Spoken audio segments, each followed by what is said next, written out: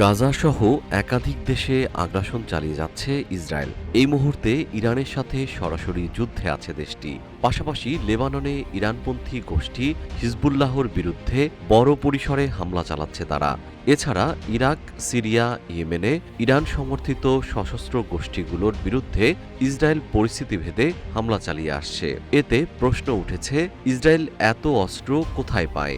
কোন কোন দেশ ইসরায়েলকে অস্ত্র সরবরাহ করে? ১৯৬৭ সালের আরব ইসরায়েল যুদ্ধের পরপরই ইসরায়েলি কর্তৃপক্ষ বৃহৎ পরিসরে নিজস্ব অস্ত্রশিল্প গড়তে উদ্যোগী হয়। যুক্তরাষ্ট্রের সহায়তায় কয়েক বছরের মধ্যে তারা আধুনিক অস্ত্রশিল্প গড়ে তুলতে সক্ষম হয়। দিনকে দিন এই শিল্পের প্রসার ঘটছে। আকাশ প্রতিরক্ষা ব্যবস্থা, গোয়েন্দা পর্যবেক্ষণ উপকরণ, যুদ্ধ বিমান, ড্রোন, ক্ষেপণাস্ত্র, বোমা, গোলাবারুদ, ট্যাঙ্ক, সাঁজোয়া যান, রাডার, স্যাটেলাইটের মতো সামরিক সরঞ্জাম উৎপাদনে ইসরায়েলের বিশেষত্ব রয়েছে।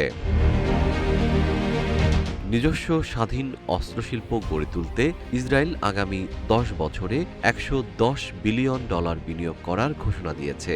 অস্ত্রের বড় রপ্তানিকারক দেশ Israel. ৯ March Stockholm international piece research institute SIPRI প্রকাশিত প্রতিবেদনে বলা হয়েছে, ইসরায়েল এখন বিশ্বের ৭ম বৃহত্তম অস্ত্র রপ্তানিকারক দেশ।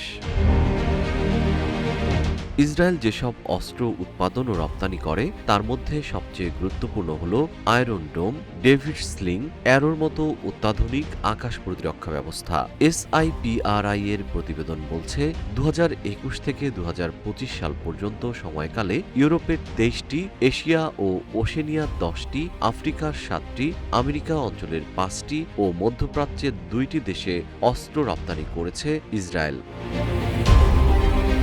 গত এক দশকে ইসরায়েল রপ্তানির পাশাপাশি অস্ত্র আমদানি উল্লেখযোগ্যভাবে বাড়িয়েছে। ইসরায়েলকে সবচেয়ে বেশি অস্ত্র দেয় যুক্তরাষ্ট্র। গত জানুয়ারি মাসেই ট্রাম্প প্রশাসন ইসরায়েলের কাছে মোট $৬৬৭ কোটি অস্ত্র বিক্রির প্যাকেজ অনুমোদন করে। এছাড়া জার্মানি ও ইতালি থেকেও অস্ত্র আমদানি করে ইসরায়েল। অন্য যেসব দেশ থেকে ইসরায়েল অতীতে অস্ত্র আমদানি করেছে তার মধ্যে আছে যুক্তরাজ্য, France, Spain, Romania, Canada, Bharat. GM Shihab, Rupali Bangladesh.